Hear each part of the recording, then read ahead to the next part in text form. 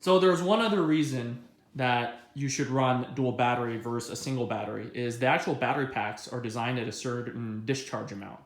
So if you're actually going to run a single battery, two motors might draw way too much discharge current, which would cause the wires to melt.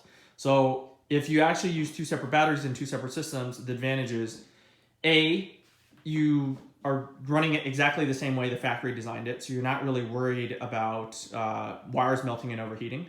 And two, basically you're able to double the range because on, let's say, cruises, you don't actually need a lot of power to maintain speed, so you can turn one motor off and just maintain your speed the whole way.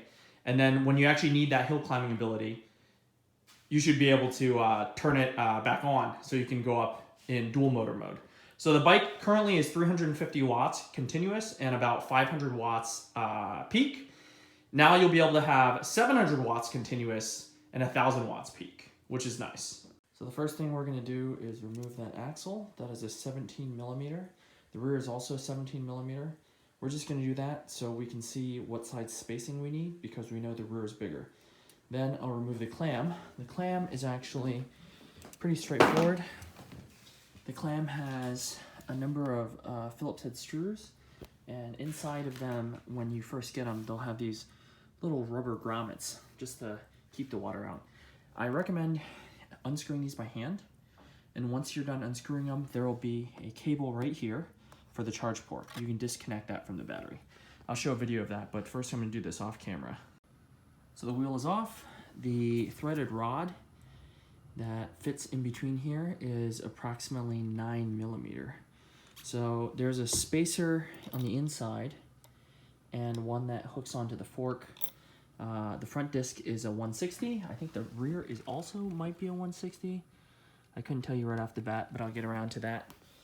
So you'll want those to match, or the brakes, you know, will be spaced out a little bit too much or a little too in. I'm gonna take off the clam now and I'll show you what's inside. So here begins our teardown. So standard things, obviously, the seat post is already missing. I took off the reflectors, but we're gonna open the clam first. And in the clam, you'll see there's these little rubber grommets. After you take them out, it's like that. So you can either peel these out by hand, or you can use some sort of plier or tweezers. So we're gonna take all of those out, and after those are out, it's a Phillips head screwdriver. I like to use unscrew these by hand because it is very soft plastic. So there's a possibility if you use an impact, you might either break the plastic or strip them. So I'm going to put the camera down to do that, and I will see you shortly. And there goes a screw. So I have a little bucket here to keep everything together so you don't lose anything. All right, I'm gonna go ahead and do that, and I'll see you shortly. So after you've taken all the screws out, you're left with this. You gotta watch out in the corner here. There's a charge wire. There's the charge wire. So it might be tucked under the bracket, which it usually is. So I'm gonna lay this on its back on a piece of cardboard box so we can look into it. So here it is on its side, and if we open this, we can carefully see here is our charge wire, which is tucked underneath here. So this is just connected to the battery. It is a single clip, so you could just press down on these two corners, pull it apart. This is gonna be hard to do by holding the camera, so give me a second. So I've disconnected the charge cable. The discharge cable is the XT60 connector. This was actually put in before the battery, so we're gonna take the battery out. So the battery just consists of these two clips. There's two screws, so 1, 2, 3, 4, so 2 screws for each bracket. Once we take this out, this will come out. We will be reusing this charge connector.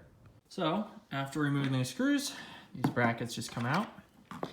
And the one connector here to the motor controller is in this loom here. So what we're gonna do is we're gonna cut these. So we can just use any sort of flush cutters here. Cut, and a set of flush cutters right here. Boom. And pull this zip tie out. That is garbage. This is garbage, but we can't pull that out just yet. And we're looking for a XT60 connector, which you can see is right here. That's the connector. And it's gonna require probably 2 hands to disconnect this, so I'm gonna do that real quick. Connector is disconnected. Now this entire battery can come right out. So just get this mess of wires untangled right here. And this is your battery. They've done a good job of sealing this from, I guess, weather, because the old one was just wrapped in your standard blue tape. But here it is. This is your HA103. So this is made by Hani Power or Hani Energy. It's a 36 volt, 6 amp hour domestic battery. So pretty sure these aren't Samsung cells or anything, but it's good for our purposes. So, hey Boost, my dog Boost. So I have their dog Turbo. So after that's lifted, this wire will just pop right out. So that is the charge port for our charge connector. We will be removing this and using this on the other bike. So this is connected with 2 screws for this. There's one here, and this is our motor controller. We'll be reusing this. This pedal assist sensor, we're actually not going to reuse this pedal assist sensor because for front wheel drive it doesn't really matter that much, but for reference, this is the plug for it. It's a 3 cable. So we're going to start disconnecting all of this stuff and taking the charge connector out. But to go through the wires, this is the learning wire going to the motor. This wire here is the Hall sensor. So the 3 Hall sensors, it's a 5-wire connector. And these 3 are the power wires. So these all go to the motor. The rest of these, this large connector here actually goes to the control. So that's the throttle, the power, and the battery meter. Hold on, let's see. These yellow and black wires down here, these are actually for the brake. So we're actually not going to use those because we're running hydraulic brakes, so those are going to be removed. We have one 2-wire plug here. I can't remember. This is unplugged, so I don't know what that goes to. That might be a programming feature or some other accessory this bike did not come with, because chances are they probably use the same one. I forget, one of these is actually the headlight, and the other one is the power switch. I believe this one right here is the power switch, and I think this one is the headlight. I'll have to verify on the other one because I have a frame over there with a headlight switch. But I'm going to unplug these and remove these. So I'm going to take these 2 screws out. One of the big issues with these bikes actually is all of them have this for some reason. So you'll see that's like literally a piece of metal. It's just like a burr that they didn't remove. Every single one I've removed has this burr here. I don't know why. Maybe they should do something about that. But now this is unbolted.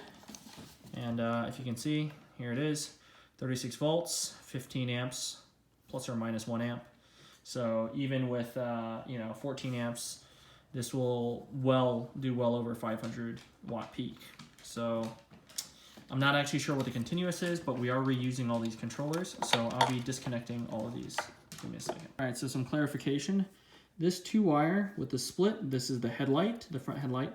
This is the power switch. So on this controller, you can tell these are the power motor to the motor, the learning line. I believe this is the throttle switch, the throttle, power, and cruise switch. These 2 yellow ones here are the brake lines. This is the power to the motor, to the battery. This is the Hall sensor switch.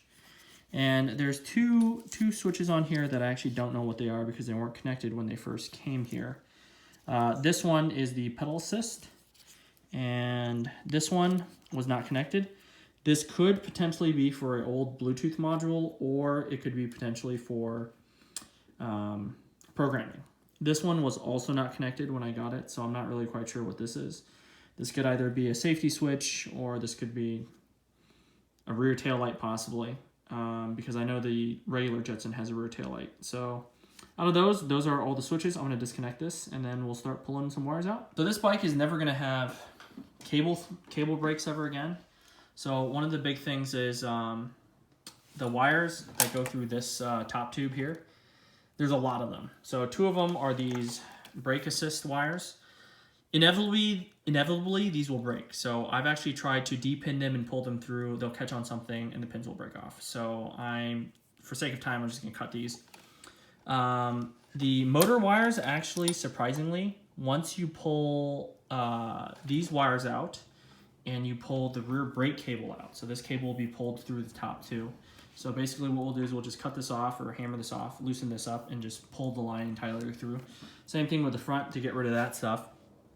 Once you pull that through, you actually don't have to de-pin the Hall sensor. I've been able to pull this out without removing the Hall sensor. It's actually rather short. It just goes in here, comes out the bottom, and it is drilled through. So there's enough clearance there. As for the other wires, I have been able to also get this connector through as well without doing that. So basically we'll unravel this wrap, we'll take the brake lines out. So if you're keeping the stock brakes, well, this is the donor bike, so this one doesn't really matter. The donor bike, you can pull the brake lines, that won't matter. But if you're keeping the stock brakes on your actual bike, you may have some sort of issue threading these without depinning them. So you might have to remove this hot glue like mess, tape it around, and maybe put like a piece of fish tape or brake cable or something line just to tie it in to pull it through. So this one has, actually I don't even know if my bike has a notch for this, but that is a nice feature. I guess they added a notch. But I will pull all these brake lines first, and you can see like this is the motor wire and the brake line's right over it. So we're gonna have to remove that anyway. So I'm gonna go ahead and basically tap this off or cut this off, pull the lines through, including the top. So I'll do that. So before I pull the brake lines, I'm actually going to remove this switch. So under here, you can see there's 2 screws. Once these 2 screws come out, you can pop this out. And I've removed the cable wrap already, and I'm just gonna pull the sensor switches out. So these also have to get removed, but this is it's kind of more complicated, but these actually wrap around. So here's that cap that came off, and behind here you can see that's the switch. The switch, and you just loosen this, and you can see this pops right out. So you actually don't need these. Basically this for like a beginner rider, when you hit the brakes, it'll cut the power out. So these are normally open circuit, and then when these are let go, it connects it. So that way, you know, it shuts the motor off. Our hydraulic versions, so like mine over here, they don't have provisions that allow you to do it. So here's actually a new set. Here's a new set I got in black for this bike. There's no provisions for it, so you can't use them anyways. But if you're somewhat experienced or if you've ridden bike before, you really shouldn't need these. So I'm gonna take both of these off now, and I'm gonna pull them through. You can see there's a crap ton of wires through here. So once we pull these 2 and the brake line, this will clear up a lot more. There'll only be 2 or 3. So yeah, this is really thick right now. So those are the brake lines, the brake switches pulled. And as you can see, we have already reduced how cluttery this looks. So next we're gonna pull these 2 massive cables. These are the actual brake lines. So a trick I like to do about getting rid of these is sometimes when you cut them, they're really difficult to cut and it screws up the wire. What you can do is you can get a crescent wrench and slide it over just enough for the wire. And then you can use a hammer or something heavy just to tap on it and it'll pop off. You just loosen this one, and you loosen the back one. These are 5mm Allen heads. So 5mm. So here are the brake lines pulled out, and I also pulled the other ones. Sorry, my camera died, so I'm missing a little bit of footage. So these actually, as you can see, were not depinned at all. They still have the glue on them. They just fit right through here nicely, and they pull right out. So this is there's like a zigzag to this, so you have to kind of pull one direction. You might, I mean, it might be easier to bend it a little bit. I'm not really quite sure, but as you see, it is pretty tight. Okay, so that's one out. So I guess it is easier to kind of like pull it through a little bit, and then you can twist and then pull that out. So this is the motor. Next, you'll need to remove this. I think it's a 19mm nut. I will confirm on that. All of the handlebar wires pulled out nicely, and they did not need to be depinned at all either. As you can see, this, if it'll focus, yeah, the glue is still on it, including this extremely large one. See, the glue is still on it. So those came out. Next, we'll take those off, So those, I think it's a T40. I don't know. A lot of them I just cut a slit in to take out, but it's a small slit. This will stay with, these two wires will stay with the bike. So this is a pedal assist, and this is the front headlight. So these two will stay with this frame. You could pull this out. There's a screw down here. You can take the headlight off. I don't know why or what you'd use it for. The pedal assist you won't need because the other bike has a pedal assist. And I guess in theory, if you really wanted dual motor pedal assist, you could pop this out and then try to put it on the crank side or something, or cut it so that you have the two phases 180 degrees from each other. That way one will give you assist at one point and the other one will give you assist at the other, so it'll just pulse back and forth. But I really don't even use pedal assist anymore, mostly because mine actually has a bigger crank. But that's that. So next what we're going to do is we're going to remove this brake caliper. So those are 5mm Allen heads. On the other side there's a 10mm bolt. So I'll show you on this bike. So this is for the chain tension. You're going to want to loosen this completely up. Just pull that out and then loosen these two, and the chain should fall off and you should be able to take the wheel off. So I'm going to do that next. So after this, you'll probably see the wheel off. And basically everything we need on this will have been taken off, and we could officially start moving over to this bike. So the rear is actually a 19mm nut and the front is a 17mm nut. And I almost forgot to remove the chain. Before that, you gotta take the chain guard off. And there is a Phillips head here and a Phillips head here, and this entire thing will come off. So I've loosened the tensioner, so it's completely loose. These are loose now-ish, so I can slide this forward, drop the chain off, and then pull it back off. So I'm gonna take this off first so I can take that chain off. So this is completely off now, and these are loose, so I can spin them. So you see there's a gap, so now I can push this forward to take the chain off. But there's something you wanna be aware of. The kickstand is actually tied in with the axle nut. So once you take this off, the entire bike's gonna fall. So just make sure you support it. And there we have it. The wheel is off. So now we can remove this, and we can remove the kickstand, because we're definitely not going to need the kickstand anymore because it's going on the front. So one other thing to keep note is that we will reuse these nuts and these washers, and we will also be removing the cog.